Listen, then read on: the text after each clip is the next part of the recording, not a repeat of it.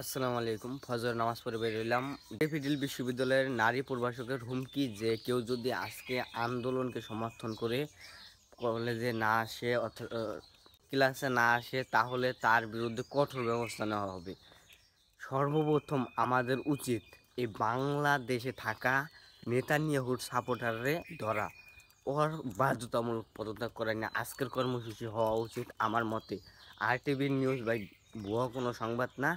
ডেভিডিলের এই নারী প্রভাষককে আজকের দিনের মধ্যে বাধ্যতামূলক পদত্যাগ করান। আপনারা যারা ওই স্কুলের ছাত্র আছেন অথবা আশেপাশের লোকজন আছেন, এই একজন ব্যক্তি বাংলাদেশে থাকা অবস্থায় নেতানিয়াহুর পক্ষ নিছে, নরেন্দ্র মোদীর পক্ষ নিছে, রয়ের এজেন্ট হইতে পারে এই লোক। আমি আবারও বলছি, লং ভিডিও বানাবো না।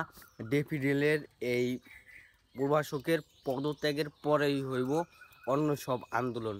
ডেফিডেলের যারা আছেন সর্বপ্রথম তার পদত্যাগ এবং তার শাস্তির ব্যবস্থা করে এরপরে বাদবাকি যত কাজ আছে সেগুলো করবেন।